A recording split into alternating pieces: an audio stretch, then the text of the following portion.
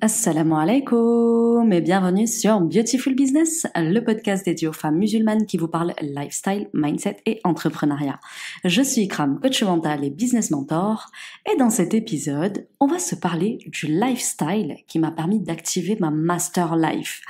Oui, vous avez bien entendu, celui qui m'a permis de créer un business aligné, libre, rentable, et ça sans rien sacrifier, ni de ma foi, ni de ma féminité, et encore moins de mon équilibre. Vous savez, je rentre juste de un mois en France, d'ailleurs c'est pour ça que j'ai déserté un petit peu par ici. J'ai passé 2 semaines à Paris, notamment parce que j'avais le mariage de ma meilleure amie. La semaine suivante, je me suis dit pourquoi pas organiser un séminaire, parce que j'avais organisé mon immersion à Dubaï pour les clientes Business de Rêve 1, première édition.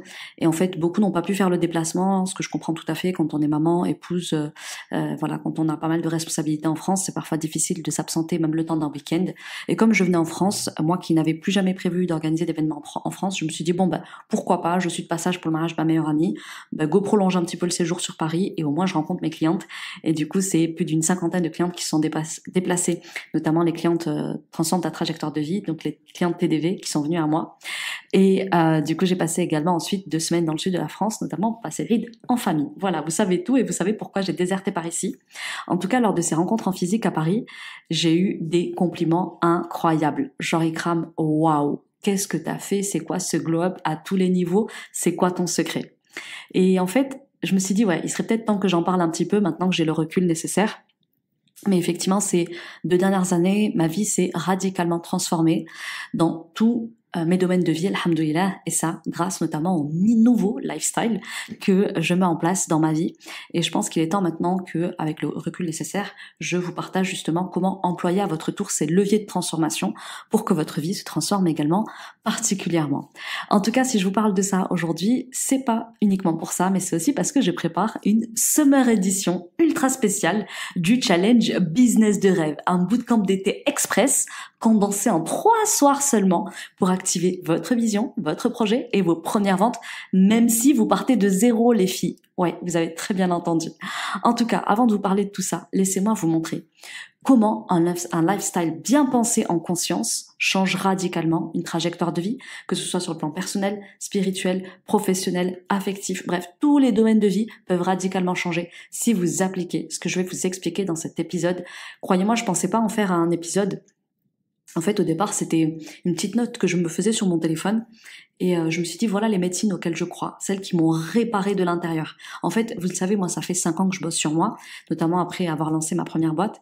Et alhamdoulilah, ça m'a beaucoup aidé. Mais à un moment donné, il a fallu que j'active d'autres clés. Et quand j'ai réuni toutes ces clés dans un seul et même trousseau, là, ma vie, elle a glow up de malade. Et là, il est temps que je vous dise maintenant comment. Bon, en tout cas, ce soir, aujourd'hui, on va se parler du lifestyle qui a permis de façonner ma master life. Et ce que je peux vous dire, c'est que il n'y a pas de secret. Moi, je crois à la réussite holistique. C'est-à-dire que tout commence par prendre soin de soi avec intention. Dès lors que vous percutez le dépôt confié que vous êtes pour vous-même, la NNA que vous êtes pour vous-même, vous pouvez plus vous négliger, vous pouvez plus vous malmener, vous pouvez plus vous maltraiter. Parce que oui, se comporter autrement que comment je vais vous décrire dans l'épisode du jour, c'est de la maltraitance envers soi. Et quand vous commencez à faire ça avec Nia, notamment la Nia de l'adoration, puisque quand on prend soin de soi, c'est pas juste du self-care, c'est parce qu'on se le doit, et on le doit vis-à-vis d'Allah subhanahu. Allah nous a créé que pour l'adoration, et prendre soin de soi, c'est une immense forme d'adoration.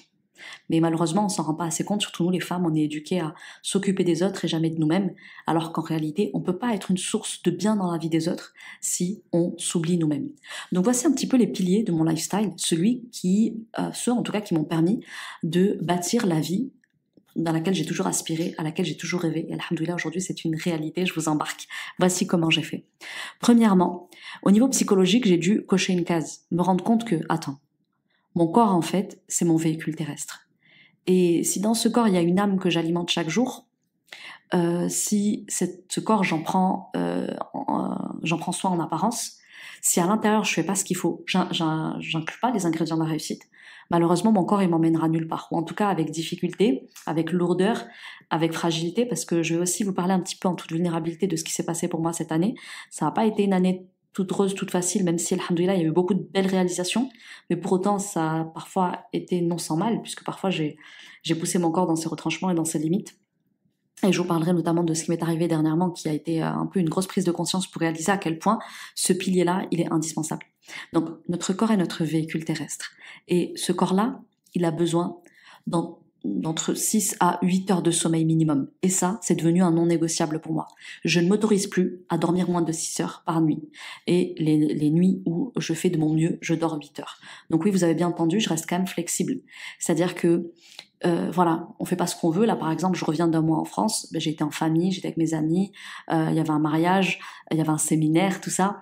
Donc bon, j'essaye de faire du mieux que je peux, mais j'essaye de jamais dormir moins de 6 heures par nuit. Et je peux vous dire qu'avant, notamment dans mes débuts dans l'entrepreneuriat, mon sommeil a souvent été sacrifié parce que c'est tellement prenant, ça vous prend tellement aux tripes quand vous êtes connecté à votre mission entrepreneuriale que parfois vous vous mettez à sacrifier votre sommeil. Ça, c'est devenu un non négociable. 6 heures par nuit minimum. Et alhamdoulilah, dans les meilleurs moments, là notamment, je suis rentrée à la maison, je suis tellement contente de revenir dans mon petit cocon aux Émirats. Là, je peux dormir 8 heures, j'ai plus d'excuses. Donc alhamdoulilah, mon sommeil, j'ai mis un point d'honneur à ne plus jamais négocier avec. Aussi, j'ai fait un gros effort sur mon alimentation. Alors je vous l'ai dit, hein, je m'en suis pas cachée dans les différents épisodes de podcast. Quand je suis devenue entrepreneur, mon alimentation a clairement pris un coup. Surtout quand vous arrivez aux Émirats, tout est à portée de main. Vous pouvez vous faire livrer à n'importe quelle heure du jour ou de la nuit. Donc à la fois c'est trop bien, mais à la fois ça veut dire qu'on va souvent vers la facilité. Donc manger sur le pouce, mal manger, etc. Franchement, depuis plusieurs mois notamment, je fais extrêmement attention, notamment pour manger sain, pour manger des choses les plus naturelles possibles. Je fais en sorte de manger des protéines nobles comme le poisson en priorité. Donc parmi les viandes, je priorise le poisson, le blanc de poulet notamment. Le poulet c'est meilleur que la viande, vous le savez. Et la viande, on en a que très peu besoin, il faut en manger le plus rarement possible. Donc je m'autorise par exemple de la viande une fois par semaine, mais j'essaye de manger en majorité du poisson. Donc par exemple mettre des crevettes dans mes salades, au resto choisir plutôt un saumon. Voilà, donc là j'apprends les différentes variantes de poisson et franchement, je me rends compte que j'aime. Voilà, petite, j'étais un peu traumatisée par le poisson parce que je suis madame qui mange pas d'arêtes.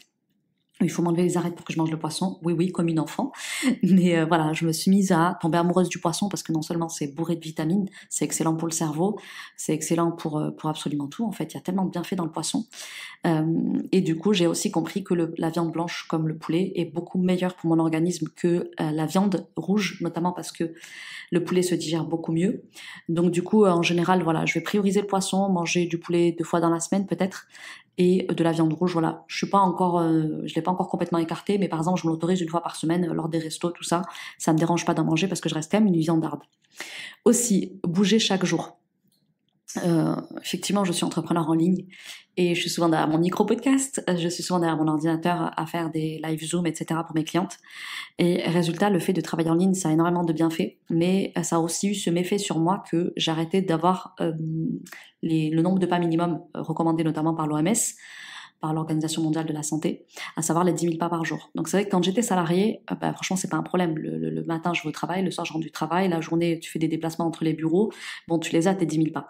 Mais en devenant entrepreneur, tu fais tout de la maison et au départ tu passes beaucoup de temps à travailler.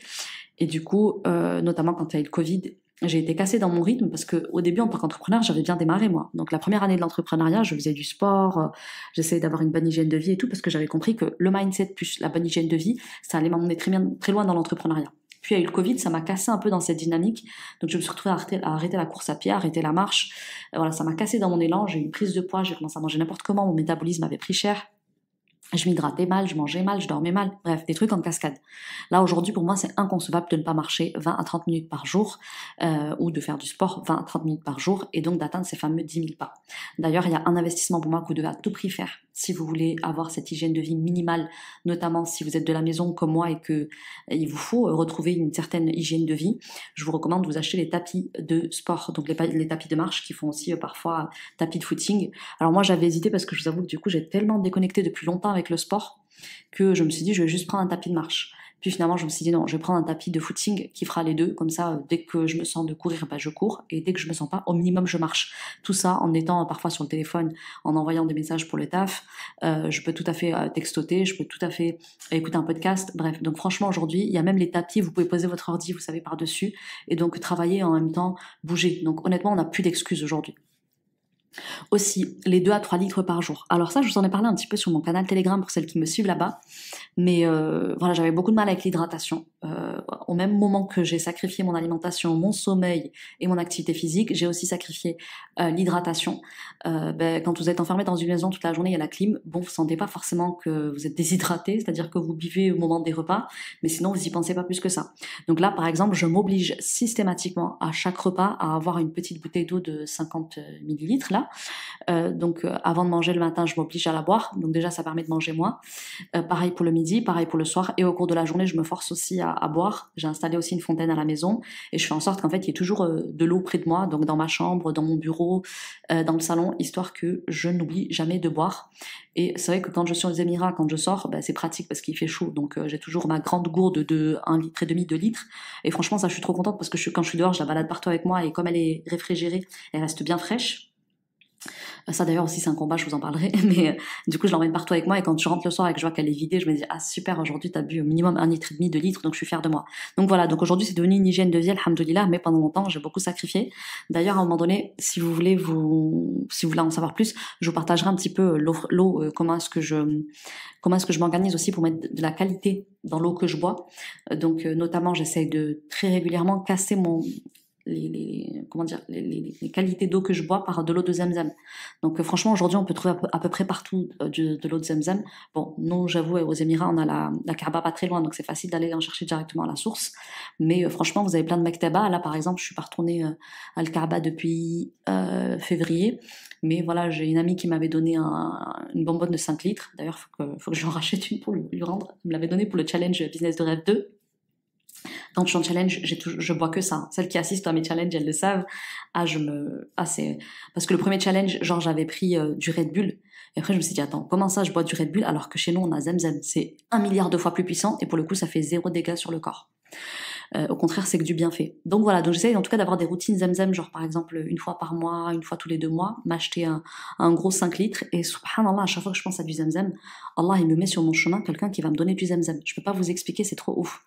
Genre cette période-là où je cherchais du Zamzam pour mon challenge, mon deuxième challenge, donc je comptais aller m'en acheter, je comptais pas aller piquer à ma copine et subhanallah, une cliente avec qui j'avais passé l'après-midi parce qu'elle m'avait invité sur son podcast, une cliente Business de Rêve 1 m'a invité sur sa chaîne de podcast, d'ailleurs un super épisode, vous l'avez écouté, vous l'avez kiffé, son épisode podcast il s'appelle Divine Nature je crois, vous allez voir interviewé avec moi, franchement c'était ouf, je me suis tellement pas attendue à tout ce que j'ai sorti dans cet épisode, mais elle m'a tellement bien interviewé que voilà c'était génial, donc je vous laisse aller écouter l'épisode, c'est l'épisode avec Myriam Divine Nature, Madame Fidoubaï. Et donc du coup elle m'a invitée, donc on a fait le podcast chez elle et tout, et au passage elle m'a offert 2 bouteilles de Zamzam, 2 petites bouteilles. Donc je me suis dit subhanallah, regardez comment Allah il est bienfaisant. Donc essayez de vous fournir de cette eau qui est pure, qui est extrêmement bénéfique. Voilà, les bénis. Hein. Et alhamdoulilah, j'essaye très souvent de casser, parce que vous savez, les eaux qu'on boit, elles sont pas géniales. Et c'est très très important la qualité de l'eau que vous buvez. Mais ça, je vous en parlerai dans un autre épisode. Franchement, si vous aimez tout ce que je viens de développer là, et que vous avez envie à un moment donné que j'en fasse un épisode dédié, dites-le moi. Ok. Pareil pour l'eau, je vous disais que je bois beaucoup d'eau fraîche. J'essaye de me calmer là-dessus, parce que normalement, c'est bien de boire de l'eau à température ambiante. Mais pareil, je vous en reparlerai si à l'occasion ça vous dit. Puis vu que moi-même, je suis encore en chemin sur tous ces sujets-là, j'hésiterai pas quand j'aurai bien avancé, Inch'Allah, si ça vous dit que je vous en parle, parce que l'hygiène de vie de l'entrepreneur, on n'en parle pas assez, mais c'est à la base de votre réussite. Donc là, je vous ai parlé un petit peu du corps comme véhicule terrestre, et ce corps est notamment habité par une âme. Donc non seulement il y a eu le besoin de faire ce décochage psychologique physiologique, pour prendre enfin au sérieux mon corps et comprendre que je vais pas le traîner jusqu'à la fin de ma carrière entrepreneuriale, parce que de toute façon il va finir par me lâcher en cours de route, c'est ce qui s'est passé pour beaucoup d'entrepreneurs, hein. Des blackouts totales, le corps a complètement lâché. Et du coup, je me suis dit non, je veux pas attendre d'en arriver là, parce que prise de poids, sommeil de mauvaise qualité, chute de cheveux, chute de fer, enfin, rien calé en fait. Même j'avais plus vitamine D. Comment c'est possible, en étant un enfant de la Méditerranée, d'avoir un problème de vitamine D? Vous m'expliquez ou pas? Il y a du soleil dans le sud de la France quand je vivais dans le sud de la France. Là, je vais aux Émirats, je suis pas censée avoir un problème de vitamine C, de vitamine D, enfin, bref. Donc voilà. Aussi, je voulais vous parler du coup de la dimension spirituelle que j'ai prise très très au sérieux. Et là, j'ai envie de parler de choses dont je parle beaucoup dans TDV. Je vais pas trop développer non plus, parce que sinon l'épisode il va être trop long.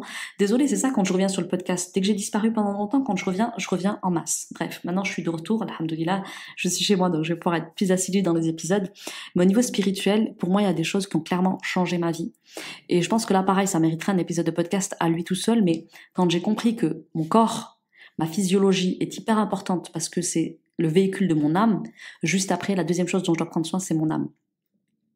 Donc notamment, une des choses que je vous recommande souvent, vous le savez, hein, c'est le dhikr, c'est l'istighfar, c'est salawat, et ça chaque jour. Vraiment les filles, si vous appliquez une routine spirituelle comme celle-ci, votre vie ne peut pas connaître de blocage. Votre master life va se dérouler devant vous. Donc première chose, mes clientes elles le savent, et sur Telegram je vous le dis aussi assez souvent, l'istighfar, c'est une gomme magique à nettoyer. Tous les jours, on commet des péchés à travers ce qu'on dit, ce qu'on regarde, ce qu'on écoute, ce qu'on pense. Bref, on est tout le temps en train de se mettre dans de beaux draps avec Allah subhanahu. Et si on veut en fait retrouver une certaine virginité spirituelle, celle dans laquelle nous avons accès à la paix, à l'abondance, à l'amour, à la joie, à tout ce que nos cœurs désirent, eh bien il faut utiliser la gomme magique à nettoyer toute cette saleté qu'on a mis en travers de notre chemin, en travers de notre rizq. Parce que notre rizq nous recherche plus que notre propre mort, que notre terme de vie. Il nous réclame ce rizq-là, mais c'est nous qui le bloquons avec nos péchés. Donc, sans istighfar par jour, 100 fois astaghfirullah par jour, c'est vraiment pas du luxe. Moi, j'aime bien démarrer ma journée là-dessus. Dès que j'ouvre les yeux, je commence par demander pardon. Et je me couche sur la demande de pardon. Donc, 100 fois par jour le matin, franchement, c'est le minimum. Faire son décrassage le matin pour permettre au rizq de nous parvenir. Ensuite, 100 salawat par jour, c'est la base. Comment tu vis chaque jour et tu ne penses pas à ton prophète bien-aimé, alayhi salam, grâce à qui tu as reçu le message de la révélation. Il a tout sacrifié pour que nous puissions être musulmans. Donc vraiment, une des clés de déblocage. Si à ce jour, ta vie, elle est bloquée, verrouillée, quoi que tu touches, la porte, elle est fermée. Istighfar, 100 fois par jour. Fais suivre sans istighfar par 100 salawat. Allahumma salli wa sallim ala sayyidina Muhammad. Je sais que certaines, peut-être, elles sont en train de m'écouter et elles ont déjà du mal à le faire le vendredi, parce que normalement, c'est là qu'on multiplie les prières sur le prophète, c'est le vendredi. Mais fais de chaque jour un vendredi. Ne te laisse pas le choix. Fais salawat ala nabi. Si tu arrives à faire 100 fois par jour, c'est magnifique. Si tu arrives à en faire 10, commence par 10. Moi, j'ai commencé par 10 par jour. Alhamdoulilah, aujourd'hui, ça m'est devenu aisé. Et croyez-moi, plus vous priez sur le prophète, plus votre vie se débloque d'une manière extraordinaire. Aussi, le dhikr, j'aime bien appeler ça le 33-33-34 cheat code. Je vous en ferai un épisode de podcast. 33 fois subhanallah, 33 fois alhamdulillah, 34 fois Allahu akbar. Normalement à faire après chaque prière, mais si tu fais au moins une fois par jour, ça, et tu termines derrière par du la ilaha illallah. Ça, j'ai fait tout un séminaire mindset sur la ilaha illallah à Paris justement au mois de mai dernier. Comment vous dire ? Le séminaire, il s'appelait « Comment alchimiser sa vie grâce à la parole la ilaha illallah ». Tout est dit dedans. Vous êtes des alchimistes. Et vous avez tous les ingrédients de l'alchimie du bonheur. Référence au livre d'Abu Hamid el-Ghazali, rahimahullah, je vous laisse aller le lire. Mais si vous appliquez 33, 33, 34, plus vous rajoutez derrière la ilaha illallah 100 fois, mais comment vous dire votre vie ? Les gens ils vont vous dire, mais vous avez fait quoi ? T'as fait quoi toi ? Ta vie elle est incroyable, tout ce que tu touches se transforme en or. Ben, j'ai appliqué 33, 33, 34 et 100 fois la ilaha illallah. Je vous en dis pas plus, je vous ai dit, ça mériterait un épisode de podcast à lui tout seul. Aussi au niveau spirituel, il vous faut une routine de détox. Vous avez besoin de la détox du mental et de la détox du corps, la détox des émotions, la détox de l'esprit. Bref, nous nous intoxiquons énormément avec nos pensées, ce que nous mangeons, ce que nous regardons, ce que nous parlons. Bref, à l'intérieur, il y a beaucoup de toxicité. Chaque être humain contient en lui une part de toxicité. Et qu'est-ce qu'il nous a dit Allah, qui nous a prescrit le jeûne, la'allakum tattaqun. C'est par le jeûne que vous allez peut-être atteindre un état de piété, un état pieux de confiance en Allah subhanahu. Donc atteindre cet état de muttaqin, cette station muttaqin, ceux qui croient en Allah sans jamais l'avoir vu, ceux qui ont place à confiance en lui, ceux qui sont sereins et apaisés dans leur quotidien, ceux qui prennent des décisions depuis un espace d'abondance, de sérénité, d'amour, de paix et de joie. Si vous voulez atteindre cette station-là et diriger toute votre vie depuis cette station-là, pratiquez le jeûne. Pratiquez le jeûne. Alors, je vous entends tout de suite les gourmandes. Ouais, mais moi j'ai du mal. Et moi la première, je suis une grosse gourmande, j'ai beaucoup de mal à jeûner, surtout quand j'ai des périodes intenses de travail comme actuellement, je viens de rentrer à la maison et j'ai besoin d'avoir beaucoup d'énergie dans le corps parce que j'ai des grosses journées et je vais vous expliquer notamment pourquoi. Hein. Je vous ai dit, là je travaille sur un très très gros projet qui va sortir. Mais du coup, quand j'ai du mal à jeûner physiquement, je m'oblige au minimum à pratiquer le jeûne le plus facile, mais qui est l'un des plus importants auprès d'Allah, c'est le jeûne de la parole. Par rapport aux autres créatures, nous avons reçu un don, le don d'écriture et le don de parole. Ce sont des dons extrêmement puissants, que malheureusement, la plupart du temps, nous utilisons à notre détriment. On parle pour dire de mauvaises choses, alors que normalement, tu dis du bien ou tu ne dis rien. C'est la tradition prophétique, on est d'accord ? Et l'écriture, aujourd'hui on se déchaîne via nos écrans de téléphone et on écrit n'importe quoi, notamment sur les réseaux, les forums, etc., les sites. Alors que l'écriture, c'est Allah a honoré Bni Adam en leur donnant la capacité d'écriture et on écrit n'importe quoi. Bref, donc vous le savez en islam, ce qui est très bien de faire, c'est notamment de jeûner les jours blancs, de jeûner les lundis, de jeûner les jeudis. Donc si vous pouvez jeûner physiquement, faites-le. Moi personnellement, j'avoue que c'est la pratique spirituelle où j'ai le plus de mal parce que je me sens très fatiguée quand je jeûne et surtout je suis une gourmande donc c'est pas forcément facile pour moi. Donc j'ai de la facilité dans le dhikr, dans la salat, mais par exemple le jeûne, c'est un des endroits où j'ai le plus besoin d'apprendre à m'élever, Inch'Allah. Mais il y a des périodes où je vais me faire ce djihad-là, et il y a des périodes comme actuellement où c'est intense, où à défaut de pouvoir jeûner par le ventre, je vais jeûner par la parole. Et je peux vous assurer que c'est un jeûne immense. Pourquoi ? Si vous regardez des prophètes très très élevés et des personnes très très importantes de l'islam, comme Maryam alayha salam ou la Zakaria, alayhi salam, pardon, je vais y arriver, ils ont pratiqué le jeûne de la parole. C'est-à-dire que Allah notamment a dit à Maryam après avoir accouché d'Isa, mange et bois et dis-leur que tu jeûnes. Mange et bois et dis-leur que tu jeûnes. Donc Allah a prescrit à Maryam alayha salam, une immense croyante, la gardienne du paradis, une grande dévouée à Allah subhanahu, il lui a dit mange, bois et dis-leur que tu jeûnes. Donc vous savez, je sais plus si je vous ai déjà parlé dans un de ces épisodes de podcast, les 3 degrés de jeûne. Le plus bas degré de jeûne, c'est de s'empêcher de boire, de manger et de priver son sexe. Okay, ça c'est le plus petit degré de jeûne. Genre c'est celui qui prive la partie animale en nous. Ensuite, il y a le jeûne des sens. Donc tu fais attention à ce que tu regardes, à ce que tu manges, à ce que tu écoutes, à ce que tu vois, etc. Donc c'est le jeûne des 5 sens. Okay, mais ensuite, il y a le jeûne du cœur. Le jeûne où le cœur se met en état de jeûne. C'est-à-dire que le cœur, il peut plus se permettre d'avoir certaines paroles quand il est en état de jeûne. Et notamment, ce qu'il va trouver comme meilleur refuge, ça va être le silence. Donc ça, j'ai fait une pépite magnifique pour celles qui sont dans TDV sur le sujet. Donc allez l'écouter, vous allez comprendre pourquoi ce jeûne, il est indispensable à pratiquer dans la vie de tout musulman qui veut élever son âme. Pareil pour Zakaria, quand Allah lui a accordé le miracle d'avoir un enfant, il lui a dit de jeûner pendant 3 jours. Donc jeûner 3 jours de la parole. Donc ça veut dire qu'on doit nous aussi pratiquer, intégrer ce jeûne de la parole qui est trop négligé dans notre communauté et qui pourtant était très très élevé. Et ce que je disais notamment aux clients TDV dans leur canal Pépite, c'est voilà, il y a des fois où on peut pas jeûner, par exemple à Ashura, tu peux pas jeûner à Arafat, etc. Moi, à chaque fois que je n'ai pas pu parce qu'il y a eu mes règles, j'ai fait le jeûne de la parole. Et je suis persuadée que certaines fois, ça a été plus méritoire que celles qui ont jeûné, c'est-à-dire elles ont rien mis dans leur ventre, et elles ont jeûné voilà au niveau alimentaire et au niveau boisson, mais derrière elles ont fait que parler toute la journée, elles ont tué leur jeûne. Vous voyez ce que je veux dire? Donc pensez-y, c'est un jeûne hautement méritoire et surtout spirituellement il a une valeur immense qu'on est incapable de mesurer. Et je peux vous assurer que quand tu as fini ton jeûne de la parole pendant 24 heures, 48 heures, 72 heures, il se passe des trucs dans ta vie, je peux pas vous dire, testez-le, vous m'en direz des nouvelles.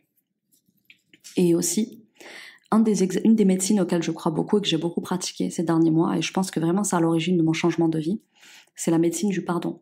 Vous savez, je vous l'ai dit, une des choses qui va vous ouvrir votre master life, c'est votre capacité à demander pardon à Allah subhanahu. Mais de la même manière que Allah aime qu'on lui demande pardon, il aime aussi nous voir être pardonneurs. Parce que nous, on sollicite ses qualités de pardonneur.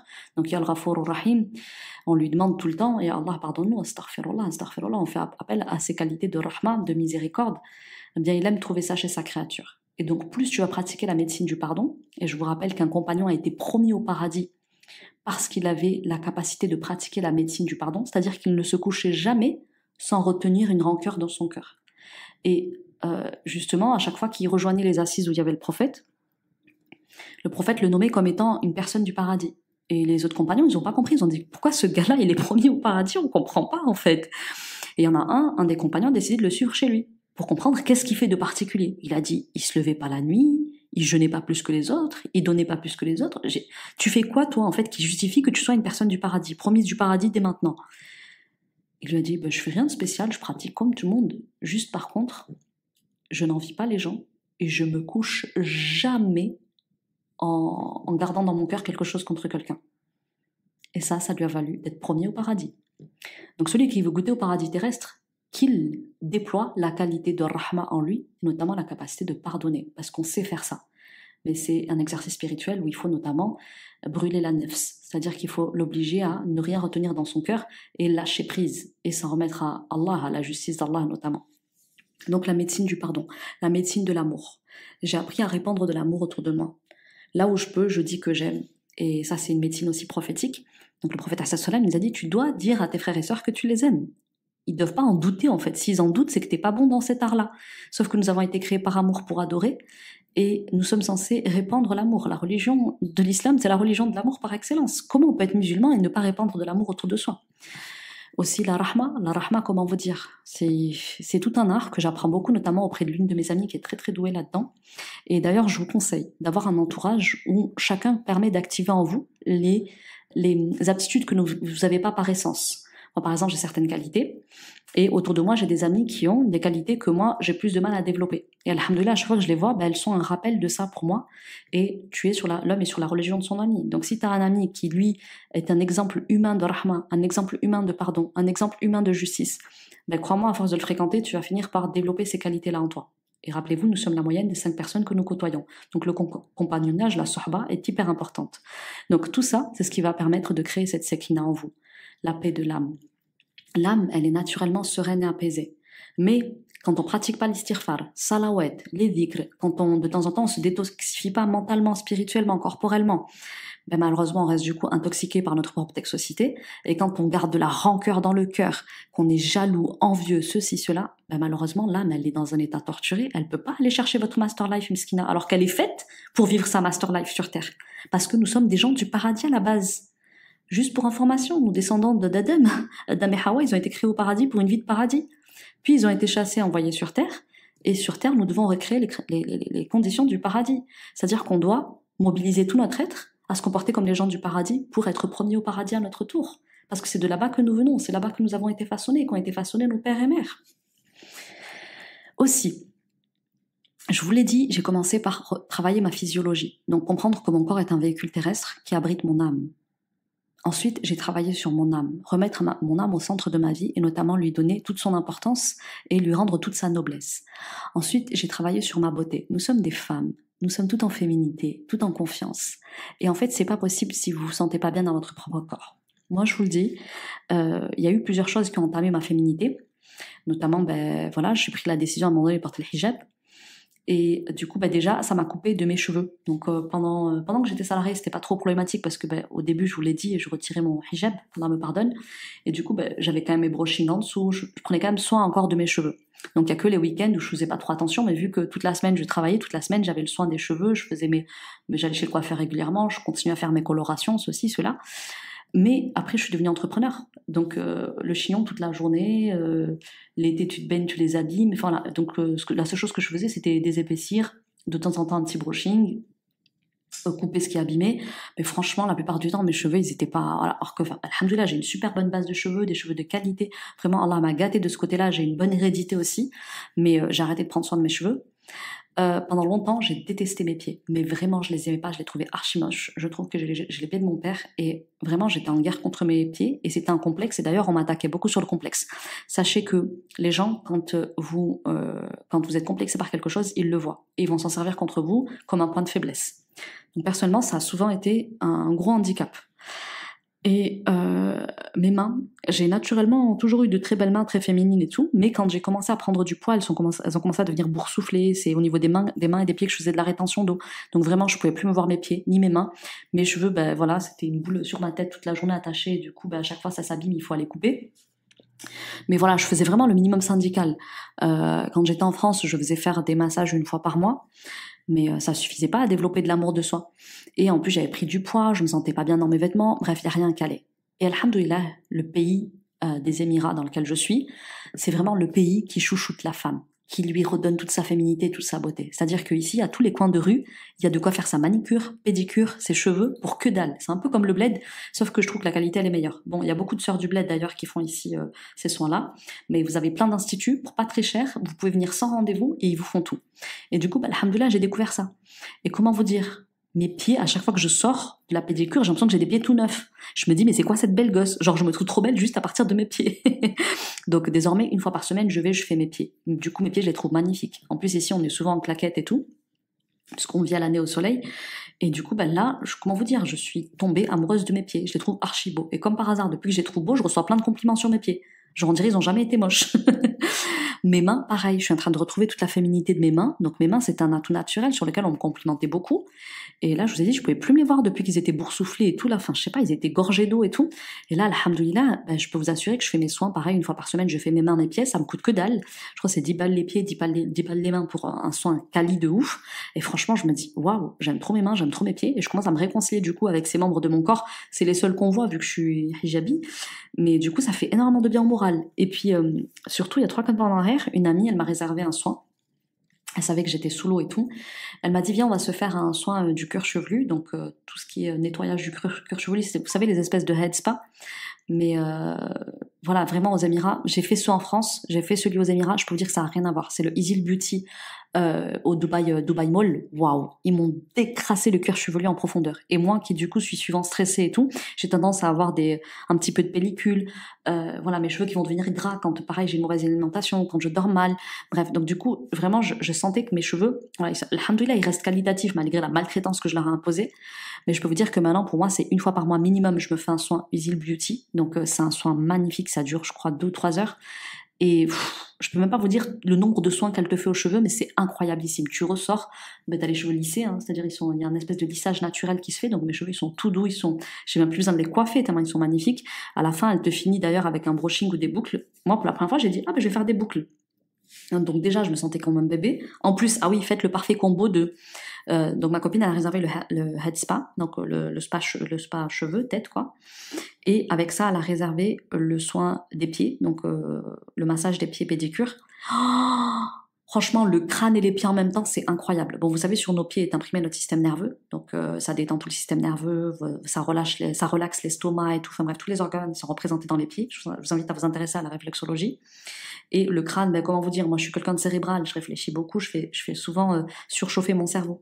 Comment vous dire, elle m'a fait les deux en même temps, c'était orgasmique, je me suis endormie pendant la prestation. Et après ça, donc elle vous dit, est-ce que tu veux boire un truc? Puis vraiment le service aux Émirats, il n'y a pas à dire, il n'y a pas mieux. Donc est-ce que tu veux boire quelque chose? Ensuite elle te dit, tu veux des boucles ou tu veux un broche? Pour une fois, je me suis dit, je vais faire des boucles. Et là, elle m'a fait des wavy. Comment vous dire, les filles? Je suis tombée amoureuse de moi. Genre les clients de business de rêve 1 qui sont venus à l'immersion à Dubaï, je leur ai montré des photos.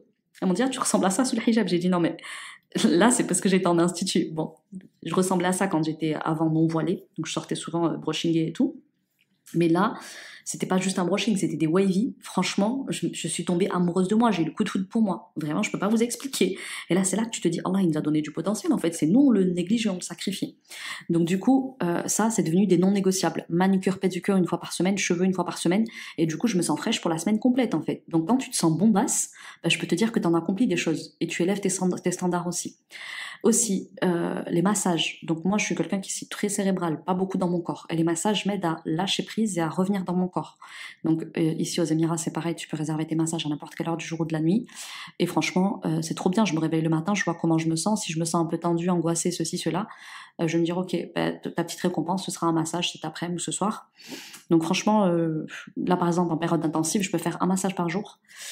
Sinon, je vais faire 2-3 fois dans la semaine ou au minimum une fois par semaine. Une fois par semaine, je fais venir à domicile et je suis chouchoutée pendant 1 heure, 1 heure et demie, puis je dors comme un bébé. Aussi, une des routines que j'ai mis en place depuis que je suis dans ma maison aux Émirats, ça, du coup, je me suis prise une maison parce que les appartements, c'est pas fait pour moi. J'ai grandi en maison, j'ai besoin d'être en maison et du coup, alhamdoulilah, depuis février, j'ai ma maison que j'ai fait faire par une décoratrice intérieure et tout, donc elle est vraiment à mon goût et elle a pensé à mettre plein de pots de fleurs parce que je suis une amoureuse du vivant. Et mettez dans votre vie du vivant. Ma maison, elle est vivante. J'habite dans un quartier où il y a beaucoup de verre. Donc, celles qui me suivent sur les réseaux, je crois que vous êtes choqués. Vous me dites, mais comment ça, aux Émirats, il y a autant de verre? Donc, j'habite dans un quartier très green, très vert. Et dans ma maison, j'ai mis beaucoup de verre. Il y a énormément de plantes. J'ai mon jardin, j'ai fait très vert. Et dans ma maison, il y a des pots de fleurs. Et donc, une fois par semaine, mon plaisir, notamment le dimanche, journée de chill où je travaille pas, je vais m'acheter mes plantes. Je vais m'acheter mes fleurs que je mets dans les pots de fleurs. Et donc, j'ai la petite activité jardinage. Et ça, je peux vous dire que bizarrement, ça a activé ma féminité. Genre, tous les dimanches, je vide les plantes. Donc, je les vide, je nettoie les pots. Et puis après, hop, j'attrape mes ciseaux, je les coupe à la bonne taille, tac, je les mets dans les pots. Et voilà, donc je fais mon bouquet de fleurs fraîches pour mon bureau, pour la table du salon, la table à manger du salon et pour la table basse du salon. Et franchement, genre là, je suis entrée il y a 1 semaine aux Émirats. Et la première semaine où je suis arrivée, je suis quasiment pas sortie. J'ai eu plein de problèmes perso, pro et tout. J'ai pas eu le temps de m'en occuper. Et ma maison, elle était vide et sans âme. Alors que j'ai beaucoup de plantes dans mon bureau. J'ai une plante pas mal de choses artificielles et des trucs vrais autour. Mais c'est que du coup, j'avais pas pris le temps de faire ma petite routine plante, parce que je suis arrivée le dimanche soir, et normalement, c'est le dimanche soir que je fais cette routine. Donc là, c'était le premier dimanche soir où j'étais sur place, et je l'ai fait, et comment vous dire, je revis. C'est une petite routine simple, mais ça active ma féminité, je me sens bien chez moi, pendant une semaine, j'ai des fleurs fraîches, enfin, je sais pas, je vais pas vous dire comment ça me nourrit. D'ailleurs, je vous avais dit que je vous dirais ce qui m'est arrivé, notamment cette année au niveau de la santé. Désolée, j'ai loupé un petit peu ça. C'est un peu brouillon, là, je suis en train de revenir sur le podcast. Permettez-moi d'être un peu brouillon. Donc, je vous disais que j'ai poussé mon corps dans ses retranchements, dans sa limite. Et ce que je voulais vous dire, c'est que du coup, il y a quelques mois de ça, il y a 4-5 mois en arrière, j'ai fait un malaise. Je suis tombée dans les pommes. J'avais déposé mes parents à Istanbul pour qu'ils puissent rentrer chez eux en France à leur escale, parce que je voulais pas qu'ils aillent tout seuls avec un vol à escale et tout. Et en fait, pour aller dans le sud de la France, pour faire Dubaï, le sud de la France, Marseille, soit il fallait que je leur prenne un vol Dubaï-Paris, comme ça ils allaient directement chez ma petite sœur et ensuite ils prenaient le train pour aller à Marseille, pour aller à Nîmes, parce qu'ils sont de Nîmes. Soit je les envoyais en escale. Bon, ma sœur, elle était pas dispo à Paris pour les recevoir et tout, donc du coup, je me suis dit, bon, je vais les envoyer avec un vol escale, mais ça m'embêtait de les laisser aller tout seuls et tout, ils sont âgés, ils sont fatigués, on rentrait de Umrah et tout. Je me suis dit, bon, je vais leur prendre avec un vol escale, mais je vais les emmener moi jusqu'à Istanbul, comme ça après je vais les monter dans leur dernier vol, et après ils auront qu'un vol de 2h30, ils seront chez eux. Donc je les ai déposés à Istanbul, et du coup mon corps il était tellement fatigué parce que je rentrais de 10 jours de Umrah, donc les 10 derniers jours de Ramadan, alhamdoulilah, j'ai pu faire 5 jours à Mecca, et ensuite j'ai fait une semaine à Médine, donc j'ai fait l'Aïd là-bas. Et d'ailleurs, les 5 jours à Médine, j'arrive à Mecca, je me suis écrasée par terre, ratatinée, éclatée la gueule. J'en rigole maintenant, hein, mes clientes business de rêve 1, elles ont suivi parce que c'était leur édition à elles. Mais j'ai lancé tellement de gros projets cette année, je me suis surpassée, alhamdoulilah, j'en suis très heureuse, mais souvent au détriment de ma santé. Et je suis arrivée pour faire ma Umrah. La salle d'ablution, mon pied, il a fait, comment vous dire, il a fait 10 tours sur lui-même. En fait, si vous voulez, quand vous faites vos ablutions, donc c'est juste en face de la Kaaba. J'étais fatiguée, j'avais fait un vol de nuit, bref, j'étais un peu au bout du rouleau. Et en plus, j'ai arrêté le travail genre la veille pour le lendemain. Et le lendemain, j'allais en Umrah, chose à jamais faire. Mais comme j'ai pris la confiance, parce que j'habite à côté de la Kaaba, j'y vais à peu près tous les 3 mois, voire même des fois plus souvent même. Et du coup, j'ai coupé le travail et le lendemain, le soir même, j'étais dans le vol. J'ai pris un vol de nuit, j'arrive, le check-in ne se fait qu'à 14h, j'ai oublié de réserver la nuit qui précédait pour d'abord me reposer à l'hôtel. Donc j'arrive, je m'allonge un petit peu du coup en face de la Kaaba. Normalement, c'est une chose que vous faites pas. Normalement, dès que vous rentrez, vous faites directement votre Umrah. Moi, j'ai besoin de dormir un peu parce que vraiment, j'avais 2 heures de vol dans les pattes et du coup, j'avais pas dormi de la nuit quoi, avec attendre ton vol, monter dans ton vol, descendre de ton vol, arriver à ton hôtel. En plus, c'était ambiance Ramadan, donc c'était full partout. Le taxi m'a posé archi loin de mon hôtel. Bref, donc du coup, j'ai galéré à tirer ma valise. Je suis arrivée, c'était l'heure du Fajr. Donc du coup, j'ai posé ma valise à l'hôtel. Je suis allée à Al-Kaaba. Je me suis dit, je peux pas faire ma Umrah dans cet état. Il faut que je dorme au moins une petite heure. Donc je me suis allongée un petit peu, puis je me suis fait virer par les femmes qui faisaient le ménage, parce qu'à chaque fois ils vous virent. Celles qui vont souvent le connaissent, elles ont la ref. Donc on m'a virée à plusieurs endroits. Du coup, j'ai dit bon, c'est Allah qui est en train de me dire, fais ta Umrah, ne la retarde pas. Donc je vais pour faire mes ablutions. Et là, je fais mes ablutions et en fait, j'ai l'habitude qu'il y ait un antidérapant quand tu sors de tes ablutions. Là, il n'y avait pas d'antidérapant, il n'y avait pas le tapis. Et là, j'étais tellement fatiguée, tellement de tension dans mon corps, tellement crispée à l'intérieur.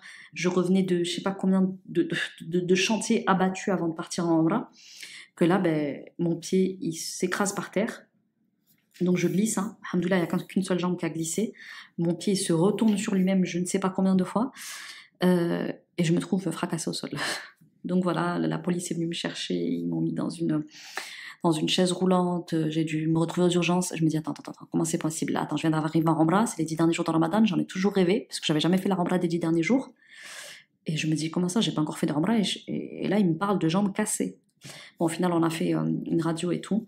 Et alhamdoulilah, c'était pas cassé, c'était une entorse qui est encore là. Donc, c'est arrivé au mois de février, on est au mois de juin, à l'heure où je vous parle, fin juin. J'ai encore les tissus bien abîmés. D'ailleurs, on m'a dit qu'il fallait que, parce que moi je fais souvent des massages et tout, et on m'a dit que c'était pas suffisant, on m'a dit qu'il fallait que je passe par un kiné. Mais comme je faisais Mira, je connais pas encore trop ici les kinés, ostéo et tout. On m'a dit que voilà, il y avait une manip particulière à faire pour resserrer les tissus. Enfin, j'ai pas trop compris, mais en tout cas, il faut que je m'en occupe maintenant que je suis enfin rentrée chez moi, que je suis plus en vadrouille. Mais tout ça pour dire que voilà. Donc déjà, je me suis pris une grosse gamelle. Donc j'ai quand même pu faire la Umrah, mais en fauteuil roulant. Je suis restée enfermée dans ma chambre d'hôtel pendant les 5 premiers jours. Donc comment vous dire, vous êtes les 10 derniers jours de Ramadan. Vous vivez le rêve de je ne sais pas combien de musulmans à travers la terre entière, et vous êtes enfermé dans une chambre, vous entendez Sudais qui récite, et vous êtes dans la chambre. J'en ai pleuré. Mais alhamdoulilah, il s'est passé des miracles dans cette chambre. Si vous voulez, un jour, je vous raconterai. Donc enfermée pendant 5 jours à l'hôtel. Puis après, du coup, j'ai été à Médine. Alhamdoulilah, à Médine, j'ai pu prier à la mosquée et tout. Et j'ai pu faire l'Aïd en famille. Puis après, je suis rentrée chez moi. Mes parents sont arrivés chez moi. Ils ont découvert avec moi ma maison toute redécorée. Puis ils sont restés une semaine et ensuite, je les ai renvoyés chez eux. Et arrivé à Istanbul, mon corps, il était encore trop fatigué entre la gamelle que je m'étais prise, toute la charge de travail, tout le stress que je me mets. Mon corps, il lâche une seconde fois, je tombe dans les pommes. Donc heureusement, il y avait le personnel qui était là quand je suis tombée à l'hôtel. Donc du coup, ils ont pu me relever et tout de suite me remettre sur pied. Mais là, j'ai compris que je tirais trop fort sur mon corps. Donc quand je suis rentrée, j'ai notamment fait des injections de vitamines à Dubaï. C'est trop bien, vous pouvez faire des injections de vitamines, notamment à domicile. Donc tout ce qui est carence, vitamine fer, vitamine C et tout. Donc j'ai déjà fait 3 sessions, 2 ou 3, je sais plus. Là, il faudrait que j'en fasse encore 2 autres. Ils m'ont prescrit d'en faire 5. Donc en fait, ils vous passent une espèce de machine sur les mains et sur la main, et ils regardent où est-ce que vous êtes carencé. Donc c'est un peu comme une prise de sang en fait, qui va vous dire où est-ce que vous avez besoin de complémenter, de supplémenter. Et en fonction de ce que ça ressort, voilà, ils vont vous dire ce que vous devez améliorer. Donc moi, ils m'ont dit le foie était lent, ils m'ont dit voilà, vitamine C, vitamine D, magnésium, voilà, des trucs assez classiques. Du coup, par contre, ils étaient choqués, et ça c'est une pépite que je vous ai racontée sur Telegram, donc j'y reviens pas. Ils m'ont dit, madame, vous n'avez aucune trace de stress oxydatif. Comment c'est possible, vous faites quoi? Ah, je leur ai dit, mon secret c'est le dhikr. Je pratique le dhikr quotidien, donc du coup mon corps il connaît pas le stress. N'est-ce pas par l'évocation d'Allah que les cœurs se tranquillisent? Donc oui, dans une société stressée, quand on prend soin de son âme, alhamdoulilah, on n'a pas de problème de stress. Ça c'est une autre question, allez écouter la pépite sur Telegram si vous voulez en savoir plus. Bon, du coup, je vous ai dit, j'ai travaillé sur ma physiologie, j'ai travaillé sur mon âme, j'ai travaillé sur ma beauté, ma féminité, à travers différentes pratiques comme manicure, pédicure hebdomadaire, avec notamment les soins cheveux, massage à domicile, clairement ça m'a reconnecté à mon corps et à ma féminité, et les fleurs, l'activité jardinage tous les dimanches, franchement, c'est un petit geste, mais je sais pas, ça a vraiment travaillé sur moi. Ensuite, au niveau intellectuel, vous le savez, je suis quelqu'un qui aime tellement l'élévation intellectuelle. J'aime lire, j'aime écrire, j'aime apprendre. Donc, je suis toujours en train d'écouter, de regarder des choses qui vont m'élever. Franchement, dès que j'ai du temps libre, je me dis, youpi, je vais aller regarder une vidéo sur YouTube. Je vais rouler en même temps, je vais faire du dhikr. Je vais rouler en même temps, je vais écouter un épisode de podcast. Bref, je ne fais jamais rien. C'est très rare que je sois là à chiller. Genre Netflix, ça fait des années que j'ai pas regardé. Je connais pas, moi, ces trucs-là. Parce que j'ai tout le temps besoin de me nourrir intellectuellement, spirituellement. Donc, je ne cesse jamais d'évoluer, alhamdoulilah. Et d'ailleurs, là, dernièrement, je me suis aussi inscrite à des cours de lettres coraniques, notamment comment guérir sa nefs par la lettre coranique. Et franchement, waouh, j'ai encore fait que les 2 lettres, la correction des 2 lettres. Donc, en fait, elle vous corrige la sortie de chaque lettre. Et en fait, la manière dont vous sortez la lettre parle de votre nefs, les rigidités d'esprit, les résistances au changement, la colère, etc. Et donc franchement là actuellement, voilà, j'ai fait 3 sessions avec elle, donc la session de rencontre, la lettre Alif, la lettre Ba, et juste avec ça, comment vous dire comment ma vie est en train de se transformer. Donc voilà, je vous en dis pas plus parce que j'ai pas encore assez de recul dessus et c'est un cursus de 2 ans. Mais ça c'est pareil, ça stimule mon intellect, ça stimule ma spiritualité, ça m'oblige à travailler sur ma nefs d'une manière totalement différente de ce que j'ai pu faire ces 5 dernières années. Et franchement, je vois le changement, et pourtant c'est que le début. Mais je vous en dirai plus tard, Inch'Allah, si ça vous intéresse. Aussi, je suis quelqu'un de très connecté à la nature. Ça, alhamdoulilah, depuis le Covid, une fois que ça a réouvert, je l'ai fait assez naturellement.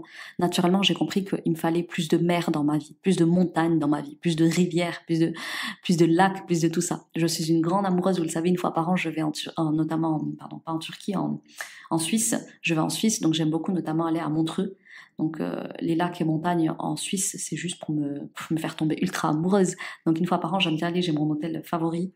Et une fois par an, je me fais un kiff en Suisse. Voilà, ils ont des montagnes incroyables et des vaches d'une beauté rare. Je sais pas, elles ressemblent à nulle autre vache sur cette planète. Oui, j'admire beaucoup les vaches à travers le monde. Surat al-Baqarah, Allah, il a appelé la sourate la plus longue du Coran, al-Baqarah, la vache, c'est pas pour rien. Donc quand je vois des vaches, elles me font penser à Surat al-Baqarah et j'aime bien méditer cet animal.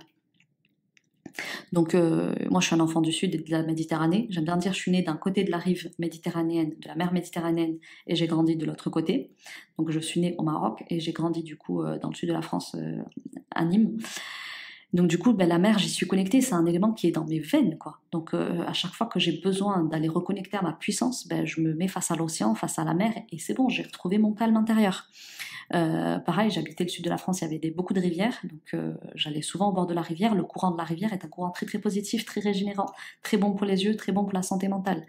Donc je vais beaucoup, j'aime bien rouler au milieu des montagnes ou me balader en montagne, ça c'est quelque chose que je kiffe. La piscine, je suis un enfant de l'eau, clairement tu me jettes dans l'eau, je sors plus. Genre vous avez deux teams, à la piscine ou à la mer, etc. Vous avez la team qui trempe ses pieds et qui ressort bronzée, et vous avez la team comme moi, elle reste jusqu'à ce qu'elle ait la peau fripée. Ben, moi c'est ça, jusqu'à ce que tu me sortes de la piscine ou de l'eau, je n'en sors pas. Donc voilà. Et du coup, en tout cas, comprenez les filles que c'est dans la création d'Allah qu'on se recharge vraiment au niveau de nos batteries.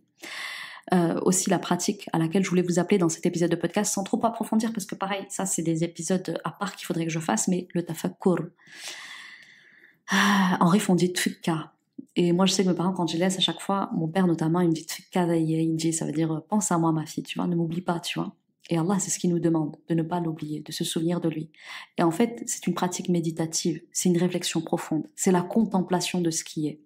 Et en islam, c'est un acte spirituel très très valorisé, qui consiste à réfléchir en profondeur sur la création d'Allah, l'univers, la nature, le corps humain, le sens de cette vie, la mort, l'au-delà, les signes d'Allah dans le Coran partout en nous et autour de nous, à nos propres actes, nos intentions, notre cheminement spirituel. Bref, ça a un sens très très profond, le tafakkur. C'est une adoration du cœur, de l'intellect. Ça permet de renforcer sa foi, son iman. Ça permet d'atteindre une plus grande lucidité spirituelle, al-basira. Si vous voyez des gens très clairvoyants, en général, ils ont cette capacité méditative, introspective. Et ça permet de venir corriger sa nefs, corriger son comportement. Le prophète sallam, d'ailleurs, il a dit que viendra une heure où le tafakkur vaudra mieux que 70 années d'adoration. Donc, vraiment, ne délaissez pas ça. Regardez les étoiles et dites Subhanallah. Lisez un verset du Coran et dites La ilaha illallah. Demandez-vous où vous en êtes avec Allah. Demandez-vous si je dois mourir ce soir, il se passera quoi pour moi de l'autre côté. En résumé, c'est vraiment un acte spirituel de présence en fait. Ça vous oblige à être dans l'instant présent. Ça vous oblige à la conscience. Ça vous oblige au retour à Allah, au retour à soi-même. Ça oblige à nourrir son cœur, purifier son âme, aligner ses choix de vie sur le sens profond de notre existence. Aussi, ces dernières années, ce que j'ai essayé de faire, c'est de changer mon attitude. En fait, j'ai compris que ce que j'obtiens de la vie dépend en grande partie de comment je me comporte face à la vie. J'essaye de mettre de la foi dans tout ce que je fais. Vous l'avez bien vu, que ce soit le business, que ce soit l'amitié, que ce soit mon intérieur, tout est pensé autour de ma foi. J'essaye d'élever ma piété. La dua que j'adresse le plus actuellement à Allah subhanahu, c'est « Ya Allah, donne-moi, augmente-moi la piété ». D'ailleurs, une des duas que j'aime beaucoup, c'est une dua qui permet l'éducation de l'âme, mais notamment de mettre dans l'âme beaucoup de piété, parce que l'âme, elle a deux penchants, le penchant vers la dunya et le penchant vers l'akhira. Et la dua que j'aime bien faire, c'est Allahumma ati nafsi taqwaha wa zakiha wa anta khayru man zakaha anta waliyuha wa maulaha. Et là, je lui demande en fait d'augmenter ma piété. Et je lui dis, t'es le maître de mon âme. Rajoute à mon âme sa piété. T'es son maître. Réforme-la. Aide-la à se guider vers le chemin le meilleur qu'est celui de la piété. Donc, je vous laisserai retrouver cette dua. Vous la retrouvez notamment dans les Bukhari Muslim. Et il me semble qu'elle est dans le Coran aussi, si je dis pas de bêtises. Elle fait partie des 40 Rabban. Non, elle fait pas partie des 40 Rabban, parce que les 40 Rabban commencent par Rabbana. Autant pour moi. J'essaye aussi d'être quelqu'un qui véhicule énormément de rahma. C'est-à-dire que la rahma, c'est pas quelque chose qui se dit, c'est quelque chose qui s'émet. C'est-à-dire que les gens doivent ressentir. Et ce que j'aimerais qu'on dise de moi, si un jour je ne suis plus là, et je serai un jour plus là parce que toute âme goûtera à la mort, j'aimerais qu'on dise qu'Ikram, elle était pleine de rahma. Et j'y travaille. J'aime qu'on retienne de moi aussi que je représente l'amour. J'aime qu'on retienne de moi aussi que je représente la joie de vivre, la sakina. Donc en tout cas, c'est quelque chose de très très solide dans ma vie aujourd'hui et que j'essaie d'incarner, plus que ce que je peux le dire. Et c'est un travail, j'y suis encore, mais en tout cas, Inch'Allah, dès que j'aurai bien avancé là-dessus, je vous ferai un épisode de podcast dédié si vous voulez bien. Mais tout ça là, tout ce lifestyle dont je vous parle, c'est pas un luxe les filles, c'est une fondation. C'est ce qui m'a permis de tenir sur la durée. C'est ce qui fait que ça fait 5 ans que je suis dans le business, que j'ai pu créer autant de choses, vendre autant, oser autant. Et ça, alhamdoulilah, sans me brûler les ailes, puisque malgré les hauts et les bas, je suis toujours là. Alhamdoulilah, j'ai pu faire ma place. Aujourd'hui, c'est une place solide. Et justement, je me suis dit, Ikram, c'est quoi ton programme de l'été? Franchement, cet été, je vous l'ai dit, les filles, hein, lors du dernier challenge, je m'étais dit, je vais chiller. En fait, j'ai fait un gros challenge en février. J'en ai fait un autre gros au mois de mai. Je me suis dit, doigt de pied en éventail en juin, juillet, août. Et septembre, tu reviendras. Sauf que je vous vois me titiller, me dire, Ikram, c'est quoi tes secrets? Ikram, tu fais quoi? Ikram, t'as fait comment?